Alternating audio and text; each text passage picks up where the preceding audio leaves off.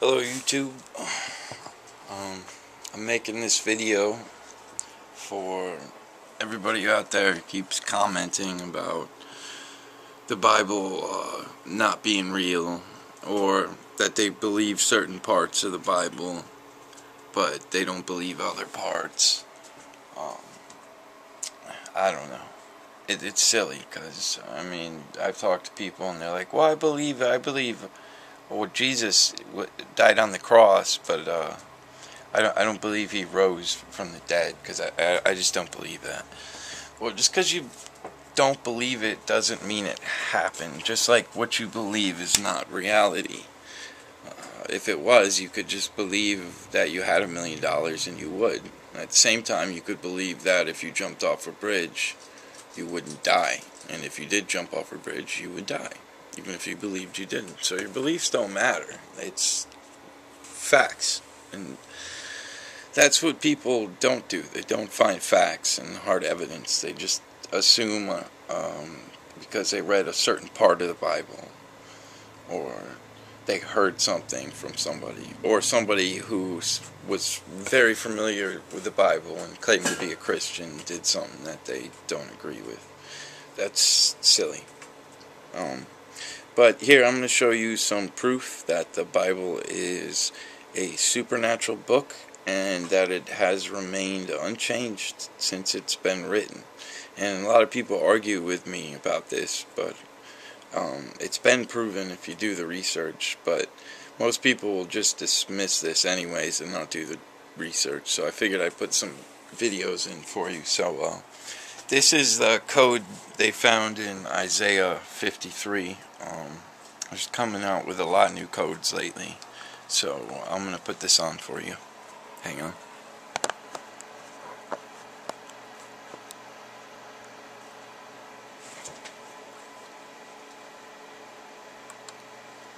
Behind this text are some surprises.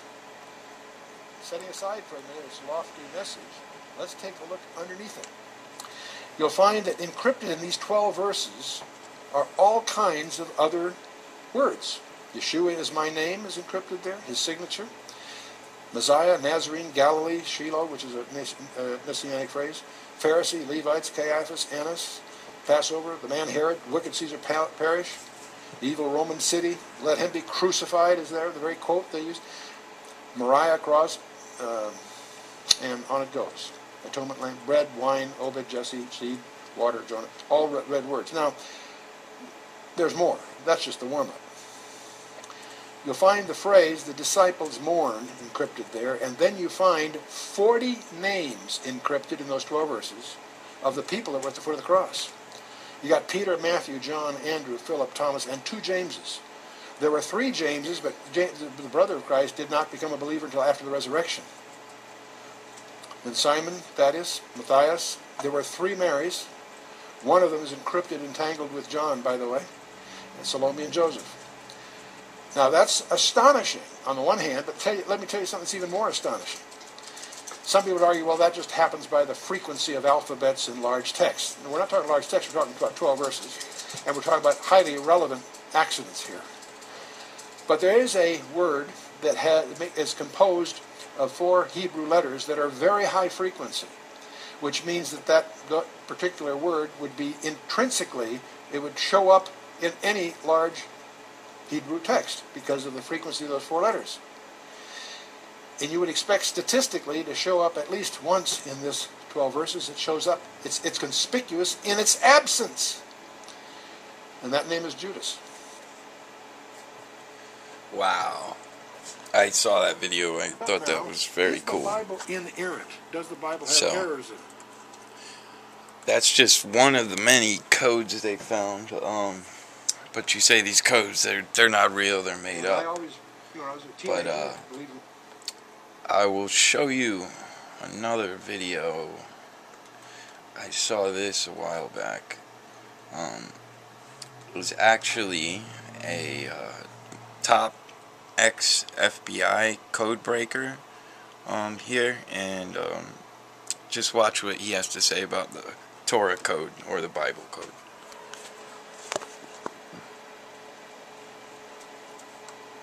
this book. Then all of them suddenly appear in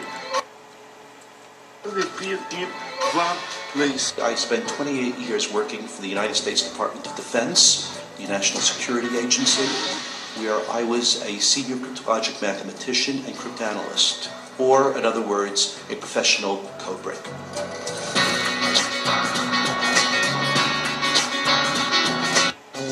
And then we can go back and see what this guy has to say now. Because remember, he was the ex-FBI code breaker.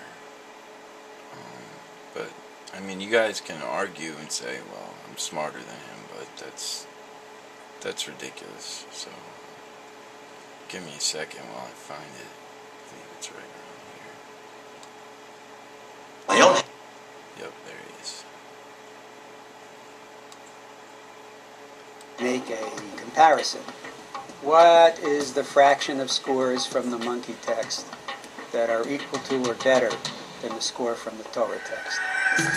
I had gotten a paper of the codes. It was a preprint before it was actually published. I could find no mathematical error in it.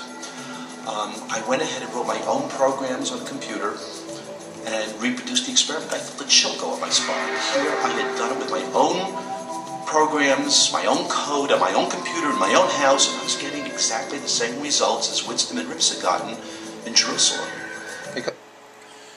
Alright, there is some more proof. I mean, it doesn't get any higher than that level as far as mathematics and codes go, and to have somebody say that he had no explanation for it. The Bible is a supernatural book. It's remained unchanged because this is done by letter sequencing, and if one letter was removed or changed from the original text, then the codes wouldn't work. Being off by one letter would throw the whole system into whack, kind of like our bodies. Just one chromosome out of whack can affect your whole body and cause all kinds of diseases. It's amazing. But let me put on another video, some more proof. I know a lot of people, they have a hard time believing about like Moses and Noah and all that, but I mean, if you look, there's proof of everything.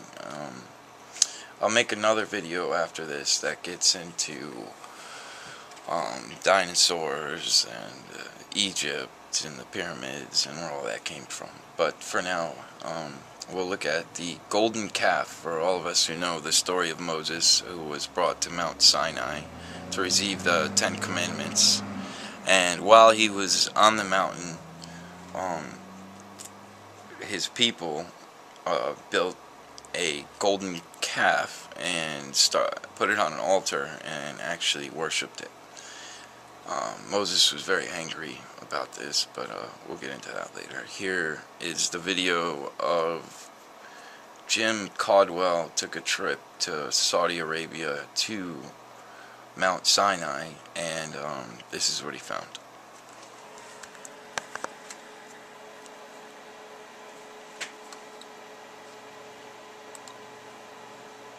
The remarkably preserved remains of the altar to the golden calf. Once again, I was miraculously able to slip inside the fence undetected and record the images of cattle literally covering these rocks.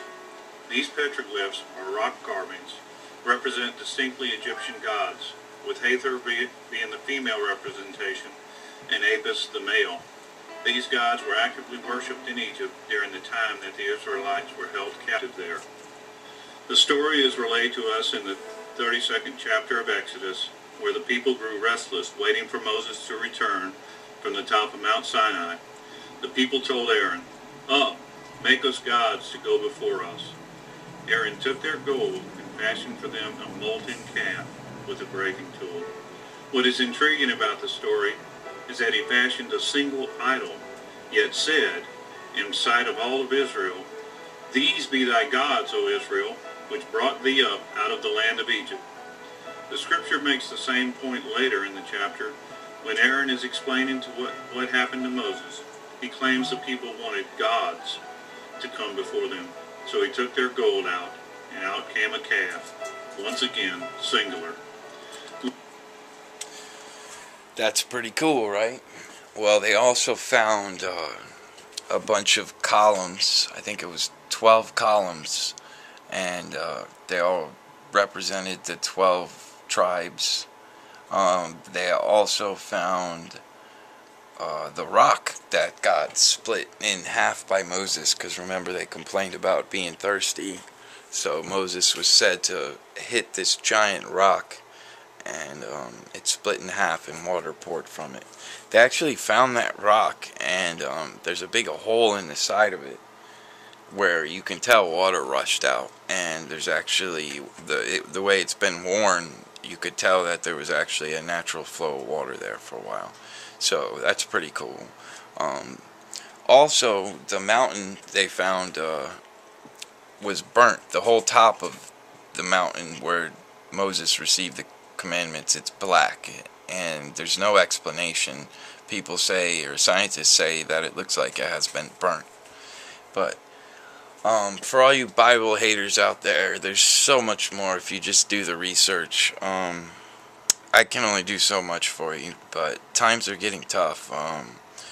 You really need to give your lives over to Jesus. I mean, it says it word for word in the Bible, and as we can see, the Bible is the only book we have that is supernatural, coded, and unchanged. So, God bless everyone.